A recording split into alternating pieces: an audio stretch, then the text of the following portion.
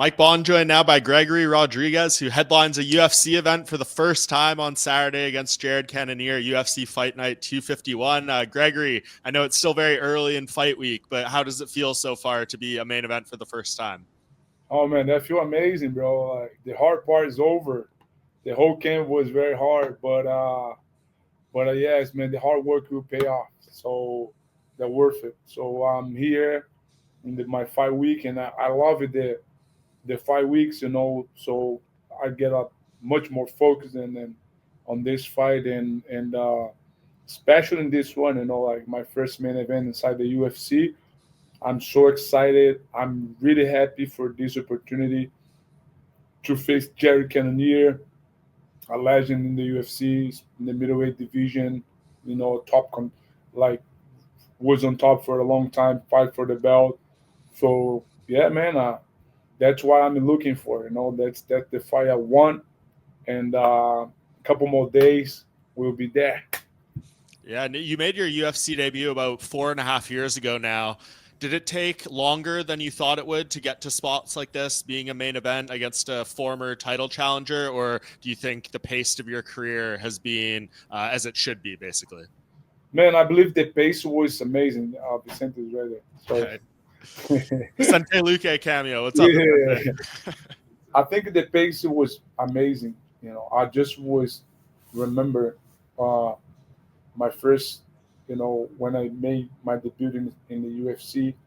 Uh, I said I want a solid career. I want to, do my solid foundation, and then I can build it on top. So that's going to be my 10th fight in the UFC, and that's the perfect time for a fight like that. And I'm ready for it, even spiritually, mentally, and physically. So that's the right moment. That's coming the right time.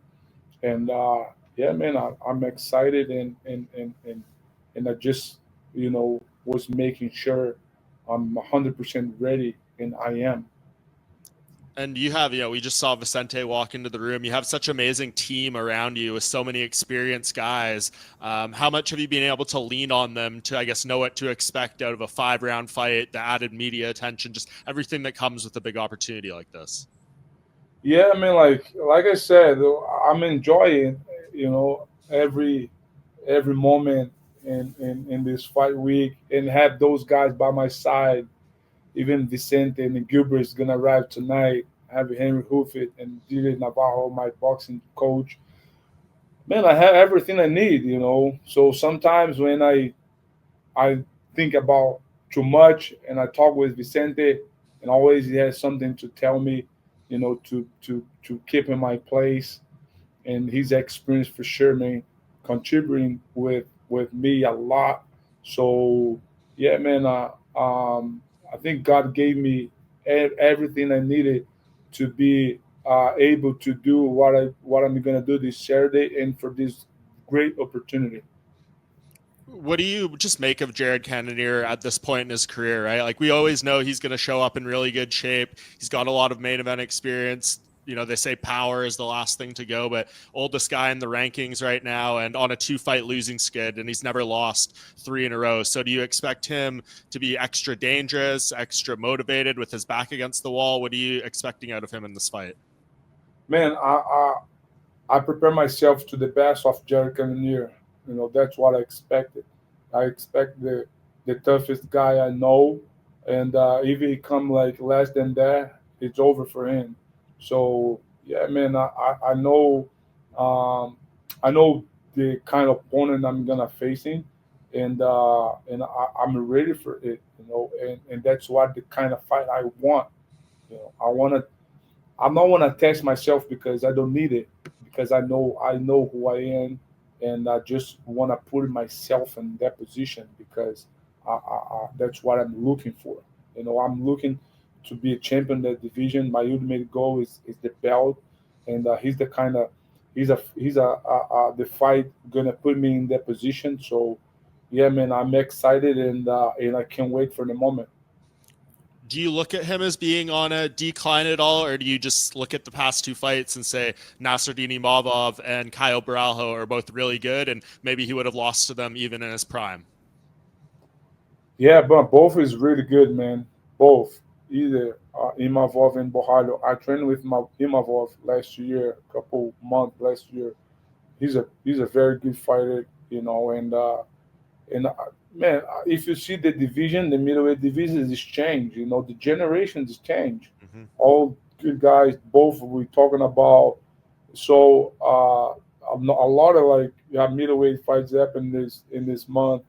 They just we saw the fight for the belt, and Dricus Duplessis is still the champion. So after me, next week you have Brennan Allen and Fluffy, Anthony Hernandez. So many good things has happened in the perfect moment. So that's why I'm so happy to be here and fighting in this perfect moment. And so many names we Hmm. can fight it later on. And yeah, I'm excited, man. I'm excited to live in this perfect moment in that division. Yeah, it must be motivating, right? Like looking at Imavov beating Izzy and then seeing the title fight, like this is all leading up to yours, and you kind of can compare yourself and be motivated by the top of the division all fighting. Sure, for sure. Yeah, I'm so blessed to train with those guys and yeah, man, it's extra motivated. Yeah. What did you think of the title fight between Dricus Duplessis and Sean Strickland? Did it go kind of how you thought it would, or were you surprised by how the fight played out at all? No, I thought Duplessis will defend his belt well, like he did, and that was my thought before the fight, and he just did. But man, I don't know if he's gonna handle this belt till the end of this year. We will see it, but he's still like with the will, to be champion, and he's enjoy his time, and it's good for him. But yeah, like I said, man, like the new generation is coming, and who gonna get this belt, man, is gonna be in trouble. Yeah. Do you think Hamzat Chimaev beats Dricus if they fight next? It's hard to say, but Shimaev is a star right now, Yeah. and the only thing he don't have is the belt. He never was a champion, never get a belt in the UFC. Maybe he get this wheel, but man, I think Duplessis is still, like, man, he can handle it. He's young and he's tough. He's weird, but he's very tough. Uh, I don't know, man. It's hard to say, but I think he's still the champion. Interesting. Yeah, it's such a huge time for the division. And back to your fight. I mean, fighting 5 rounds in this, we know you love to go hard in there. It's crazy fights. Are you going to have to change anything about your pacing to make sure you're ready for 5 rounds, or did you just train extra to make sure you can do your style for 25 minutes if you have to? Man, my thought is if you fight 3 rounds, you can fight 5 rounds. And sometimes the people when they get a 5 rounds, they like to change everything. No, man. Of course, I did my work. I did it well. I prepared myself to the 5 rounds, and my mind is I already fought 3 rounds, so now I had an extra 2 rounds, and my pace is always gonna be high, and I think that's one of my advantage, and I think Jerry he can't handle it. So I will put my pressure, I put my game it on, and I am looking for the best opportunity to finish this fight in my way. I feel like the smaller cage is probably more helpful to your style too in the Apex, right? Yeah, Yeah. yeah, that's doesn't change, but even the small or bigger cage, I do my pressure. That's what I do, and that's what I'm gonna still do it. For sure, man. Last thing I wanted to ask you about, since it kind of came out of your gym, this whole thing with Kevin Lee in that video and the sparring video being released. I just wanted your opinion on that. We know that's bad gym etiquette. Anyone who's been around the sport knows that kind of stuff shouldn't come out. But I just wanted your opinion as someone who's like training and part of that team and that gym and everything. Man, I love Kevin Lee. He's my brother, So I don't I never like to post trainings because that training don't means nothing.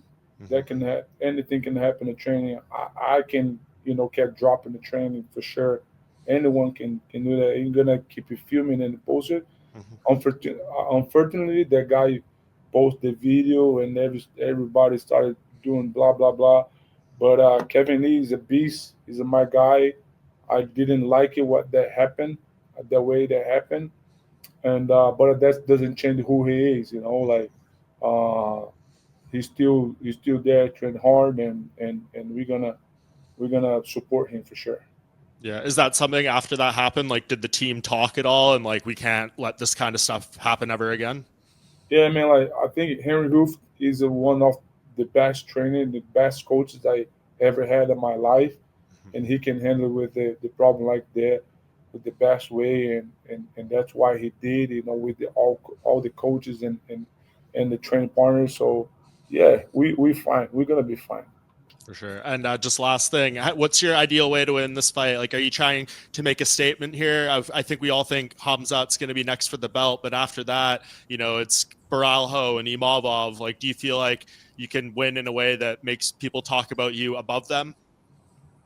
Man, yes, man. My head is all into this fight, and either I can knock him out, I can finish him, and like you said, and that's who I am, man. Always I'm gonna looking for the finish, but I have 5 rounds. I have 25 minutes. I'm gonna do my work, and what happened before it is gonna be a bonus. So I'm ready for everything. Awesome. Thank you so much for the time, Gregory. Congratulations on this opportunity. Very much deserved. Looking forward to this fight on Saturday. It's going to be a great one. Thank you, my brother. Thank you for your time as well, and I see you soon. Let's go.